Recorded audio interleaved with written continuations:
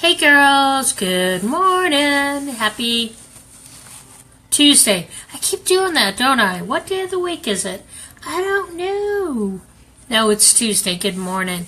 I hope you're doing well. Hope you had a great time in our verse yesterday as we talked about discontentment, boredom, and loneliness. And were you challenged with that a little bit? So your verse from yesterday was Psalm 43:5. What did God show you? What did He show you in that verse? Today, our verse is a little bit longer. Well, not too bad, just a little bit longer. So your verse for today, ready?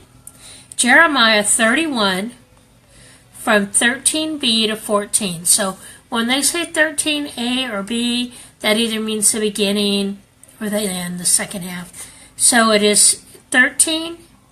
Jeremiah 31, verses 13b to 14. And again, you're going to write this verse down. You're going to circle your keywords. You're going to go to Strong's.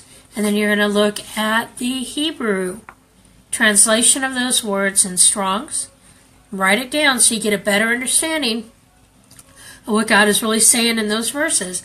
And then ask God to show you what He wants you to get out of the verse. And then share below. What is God showing you today?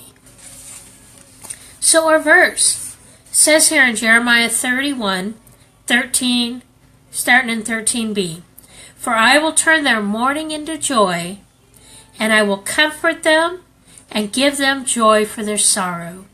I will fill the souls of the priests with abundance, and my people will be satisfied with my goodness, declares the Lord. So, that's going to follow along with discontentment. If you're discontent, my goodness, must be all the rain we had. Your discontentment can be something because you haven't put your eyes on God. Once you take your eyes off of Him, you tend to be discontent. You're unhappy with things are. You want better. You want what they have. You want to look like what they have. You know, all that other nonsense that we go through in our heads.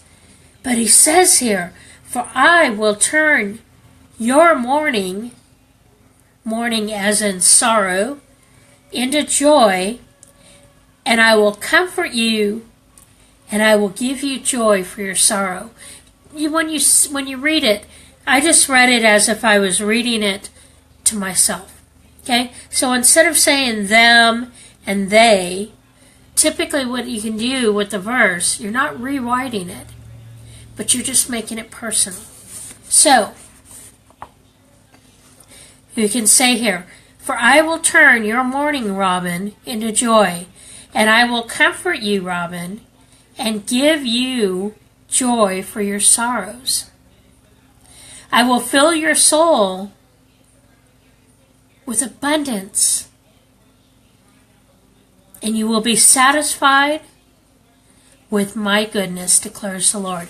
So, you see, if you read it as if you're saying it to yourself, it actually has more of a personal impact. You can own it. Now, we never want to rewrite Scripture, because Scripture is perfectly breathed as it is.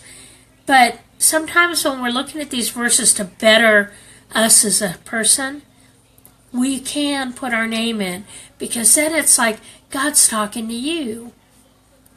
So when I look at this, what I see is God, all of the sorrow, all the discontentment, if I press into God, He's going to give me joy. He is going to give me comfort. He is going to give me peace.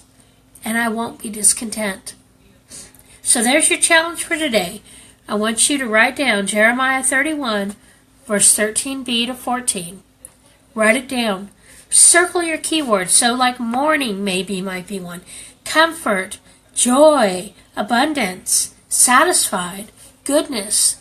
Those would all be great words to look up the Hebrew on. Write those down.